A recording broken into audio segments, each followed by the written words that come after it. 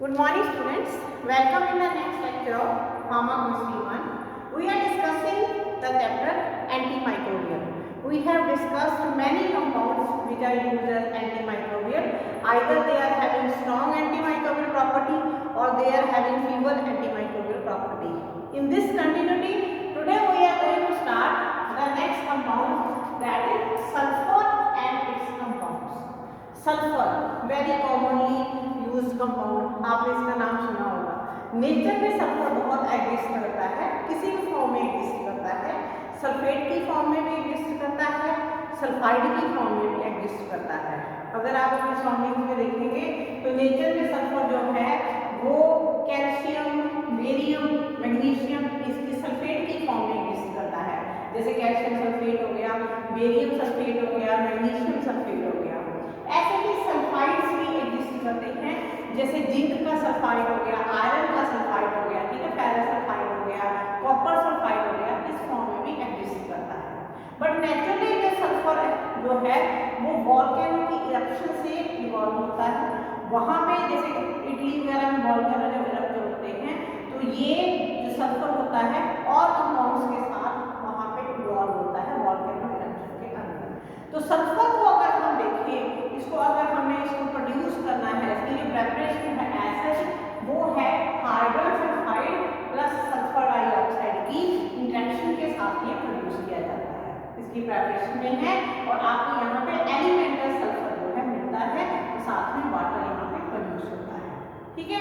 तो ये जो एलिमेंटल सल्फर आपको मिलता है, यानी सल्फर एलिमेंट की फॉर्म में मिलता है, ये नेचर में दोनों तरीके से एग्जिस्ट करता है। सॉलिड भी होता है, लिक्विड भी होता है।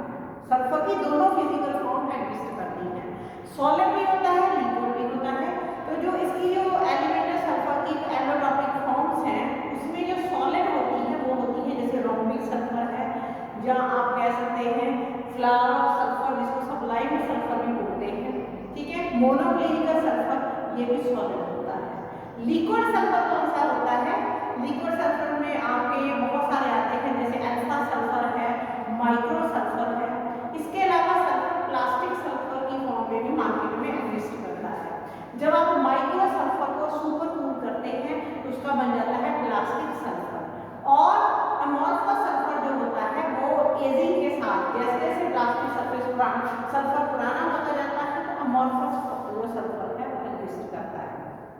सल्फर आप सभी जानते हैं कि बहुत ही एक्टिव रिएक्टिव कंपाउंड है, बहुत जल्दी ये रिएक्ट करता है और बहुत सारे मेटल्स और नॉन मेटल्स के साथ रिएक्ट करके अलग अलग कंपाउंड बनाता है। अभी तक आपने बहुत सारे कंपाउंड्स पढ़ लिए हैं, आपकी बुक में अभी तक आपने फार्माकोलॉजी में बहुत कंपाउंड पढ़े हैं और आपने देखा होगा कि बहुत सारों में जो सॉल्ट आपने पढ़ा है वो सल्फेट पढ़ा है, ठीक है। केमिस्ट्री लैब में भी जब आप प्रैक्टिकल कर रहे हैं तो बहुत बार आपको सल्फेट की सॉल्ट यूज करना पड़ता है। तो सल्फर जो है इसकी प्रॉपर्टीज में ये देखिए स्लेग लाइन, आप जानते हैं कैल्शियम हाइड्रोक्साइड, उसके साथ जो एलिमेंटल सल्फर एक्ट करता है तो ये कैल्शियम सल्फाइड और ये आगे कैल्शियम हाइड्रोसल्फेट और वाटर को प्रोड्यूस करता है। बहुत रिएक्टिव है, बहुत सारे लीवर के साथ ये कंपाउंड जो है रिएक्ट करता है। और जो सल्फर है अगर हम ट्रेडिशनली देखें तो ये दोनों तरीके से पहले दिया जाता था, इंटरनली भी पेशेंट को देते थे, एक्सटर्नली भी देते थे। इंटरनली इसको दिया जाता था एज कैथार्टिक, ठीक है, कॉन्स्टिपेशन में दिया जाता था, लो डोज में दिया जाता था। और इसके अलावा एक्सटर्नली हम इंटरनली एज कैथार्टिक, इंटरनली हम इसको देते थे टॉपिकली, इसको जो स्किन के ऊपर अप्लाई करने के लिए। सेकेंड ईयर में जब आप प्रैक्टिकल्स करोगे तो सेकेंड ईयर में आपने सल्फर की ऑइंटमेंट बनानी है। तो सल्फर जो था वो ऑइंटमेंट की फॉर्म में, लोशन की फॉर्म में यूज होता था एक्सटर्नली, टॉपिकली। बट धीरे धीरे क्या होगी, इसकी टॉक्सिसिटी के बारे में काफी पता चलना स्टार्ट हो गया, उसकी जो प्रेपरेशन है वो लिमिटेड रह गई है। और जो एलिमेंटल सल्फर है अगर हम उसको कंसिडर करें तो उसका एंटीसेप्टिक एक्शन बहुत पुअर है, ठीक है। तो इसको और स्किन की प्रॉब्लम में हम इसको देते हैं। और इसके अलावा इसको हम जो है फंगीसाइडल एक्शन के लिए देते हैं, जैसे सल्फर ऑइंटमेंट है उसको हम फंगीसाइडल एक्शन के लिए देते हैं, फंगस को किल करने के लिए देते हैं। सल्फर की कैंडल्स आती हैं जिनको हीट किया जाता है और जो बर्निंग सल्फर होता है वो इंसेक्टिसाइड, इंसेक्ट्स को किल करने के लिए यूज होता है, ठीक है। और इसके अलावा क्या होता है कि सल्फर जो है जितनी भी डेप्रेटरी समझते हैं आप, हेयर रिमूवर जो मार्केट में आ रहे हैं, स्किन से जो हेयर को रिमूव करते हैं, उनके अंदर सल्फाइड डाला गया होता है। सल्फाइड क्या करता है, हेयर को सॉफ्ट करके स्किन से रिमूव करने का काम करता है। तो वहां में भी सल्फर जो है यूज होता है। बहुत सारे सल्फर के सॉल्ट मार्केट में अवेलेबल हैं। हम एक एक करके अब इनको पढ़ना स्टार्ट करेंगे। तो सबसे पहला है हमारा प्रेसिपिटेटेड सल्फर, जिसका दूसरा नाम है मिल्क ऑफ सल्फर। तो आप जानते हैं इसका जो सिंबल है दैट इज एस, ठीक है। चाहे नाम आए मिल्क ऑफ सल्फर, चाहे प्रेसिपिटेटेड सल्फर, एस इसका जो है सिंबल है। अब जो प्रेसिपिटेटेड सल्फर है, ये जो पुरानी आपकी आईपी है 1966, उसमें ये एक ऑफिशियल कंपाउंड की फॉर्म में था, बट उसके बाद जो आईपीज आई उसमें ये ऑफिशियल कंपाउंड नहीं था। इसको कंसिडर करा गया जैसे 85 की आईपी से भी 96 की आईपी में भी इसको कंसिडर जो किया गया था वो किया गया था रीजेंट्स के अंदर, ठीक है। ऑफिशियल मोनोग्राफ आपको सल्फर का नहीं मिलेगा। अब ये जो कंपाउंड है आपका सल्फर, इसकी प्रिपरेशन कैसे है, इसको हम लैब स्केल पे और कमर्शियल स्केल दोनों स्केल के ऊपर प्रिपेयर करते हैं। जो लैब स्केल के ऊपर हम प्रिपेयर करते हैं उसके लिए ये जो रिएक्शन है मैंने बोर्ड के ऊपर सामने आपके लिखे हैं। सोडियम थायोसल्फेट और इसको हमने जो है मिनरल एसिड हाइड्रोक्लोरिक एसिड के साथ हमने ट्रीट किया, तो आपके पास क्या आया, थायोसल्फ्यूरिक एसिड और साथ में सोडियम क्लोराइड, ठीक है। ये जो थायोसल्फ्यूरिक एसिड आया ये आगे डीकंपोज हो गया, ठीक है। सेकंड स्टेप में ये डीकंपोज हुआ और इसने क्या प्रोड्यूस किया, सल्फर, वाटर और SO2 गैस। SO2 गैस समझते हैं आप, जिसकी बड़ी गंदी सी बड़ी पंजेंट सी स्मेल होती है सल्फर डाइऑक्साइड की। एयर पोल्यूशन में ये गैस बहुत ज़्यादा कॉज करती है। तो इस तरीके से आपको ये मिलता है सल्फर यहाँ पे लैब में प्रोड्यूस होता है। बट ये जो होता है प्रोसेस, ये जो होती है बहुत ही एक्सपेंसिव होती है, इसलिए इस प्रोसेस को हम सिर्फ लेबोरेटरी स्केल पे यूज करते हैं। कमर्शियल स्केल पे हम ऐसे सल्फर की प्रिपेयर करते, वहां पे हम इसको स्लेट लाइन से प्रिपेयर करते हैं। ये देखिए कैल्शियम हाइड्रोक्साइड को हमने सल्फर के ही साथ ट्रीट किया, ठीक है। उसके बाद आपके पास क्या आते हैं, कैल्शियम पेंटासल्फाइड, यानी कैल्शियम के पॉलीसल्फाइड बनने स्टार्ट हो जाते हैं और साथ में कैल्शियम थायोसल्फेट और वाटर ये प्रोड्यूस हुआ। अब आपके ये कैल्शियम के जो पॉलीसल्फाइड बने हैं इसको हमने फिर से कैल्शियम थायोसल्फेट और HCl के साथ में ट्रीट किया, तो आपके पास क्या आया, कैल्शियम क्लोराइड, साथ में आपके पास पैन सल्फर जो प्रेसिपिटेट हो गया, जिसको हम सेपरेट कर लेंगे फिल्ट्रेशन से और वाटर कूल करके इसको हम सेपरेट कर लेते हैं। तो इस तरीके से आपके पास प्रोड्यूस होता है कौन सा sulphur, that is precipitated sulphur, ठीक है। नाम ही इसका प्रेसिपिटेटेड सल्फर, बड़ी इजीली इसके प्रेसिपिटेट होते हैं वो सेपरेट हो जाते हैं, उनको ड्राई कर दिया जाता है, वॉश करके उनको ड्राई कर दिया जाता है। अब इसकी प्रॉपर्टीज हैं, ये कैसा होता है, पेल ग्रेइश येलो और पेल ग्रीन कलर का। आप लोग जब सेकंड ईयर में प्रैक्टिकल करोगे देख लोगे आप, इसकी जो ऑइंटमेंट भी बनेगी वो लाइट येलो कलर की बनेगी, क्योंकि आपने जो सल्फर यूज किया होगा, आपने प्रेसिपिटेटेड सल्फर यूज किया होगा और जो पाउडर उसका है वो लाइट येलो कलर का हमारे पास अवेलेबल है। बिल्कुल सॉफ्ट पाउडर होता है, अमॉर्फस नेचर का पाउडर होता है और इसके अंदर किसी भी तरह की ग्रिटीनेस नहीं होती, इसीलिए हम इसको ऑइंटमेंट बनाने में यूज करते हैं कि जब आप इसको स्किन के ऊपर अप्लाई करते हो तो ये किसी भी तरह की इरिटेशन को कॉज नहीं करता है, ठीक है। और ये जो आपका पाउडर होता है वाटर में और अल्कोहल के अंदर इनसॉल्युबल होता है, और इसका अगर आप इसको सॉल्युबिलिटी करना चाहते हैं, देखना चाहते हैं, तो ये ऑलिव ऑयल में सॉल्युबल होता है, इसका एक पार्ट 100 पार्ट ऑलिव ऑयल में सॉल्युबल है। अब है इसके यूजेस, सल्फर के यूजेस। सबसे पहला यूज क्या है, माइल्ड एंटीसेप्टिक है, ठीक है। तो ये माइक्रोब्स की ग्रोथ को प्रिवेंट करता है, साथ में पैरासाइट मतलब पैरासाइट्स जो बॉडी में होते हैं जैसे लाइस है, टिक्स है, इनके अगेंस्ट ये जो है एक्ट करता है। इसीलिए इसको एक्ने, जो पिंपल्स वगैरह होते हैं ना, एक्ने होती है, उसके ट्रीटमेंट में इसकी ऑइंटमेंट दी जाती है, साथ में स्केबिस के ट्रीटमेंट में भी इसको यूज किया जाता है। इसके अलावा फंगल इन्फेक्शन में भी इसको यूज किया जाता है।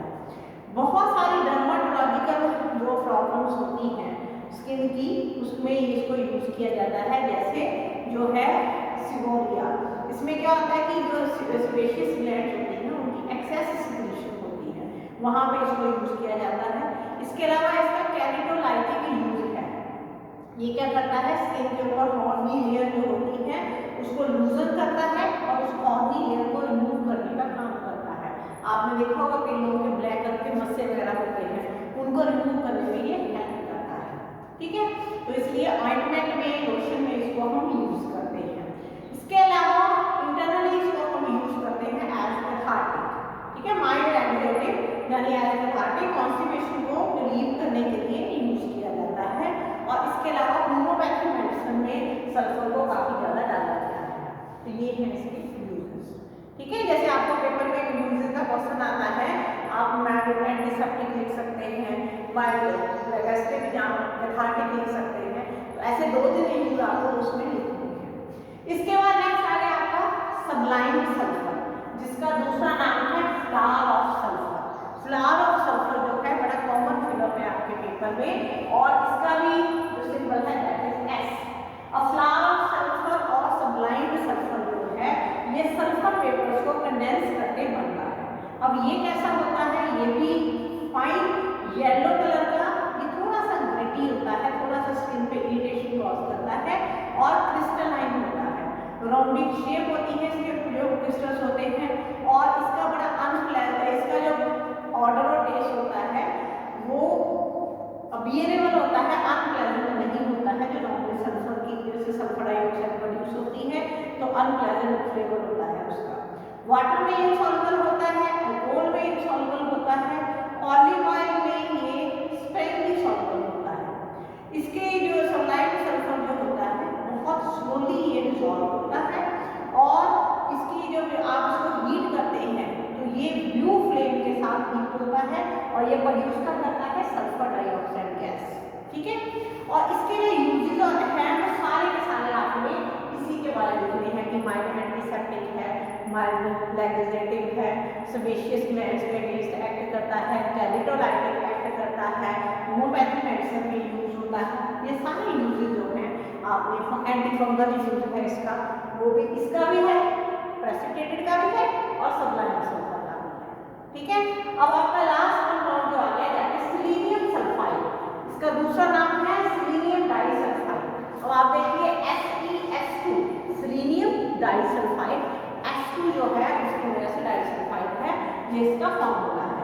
सेलेनियम डाइसल्फाइड जो है ये कैसे बनता है, ये देखिए, ये है सेलेनियम थायोसल्फेट, उसको आपने H2S हाइड्रोजन सल्फाइड गैस के साथ हीट किया, एल्युमिनियम क्लोराइड की प्रेजेंस में क्या बन गया आपका सेलेनियम डाइसल्फाइड और 3 वाटर के मॉलिक्यूल।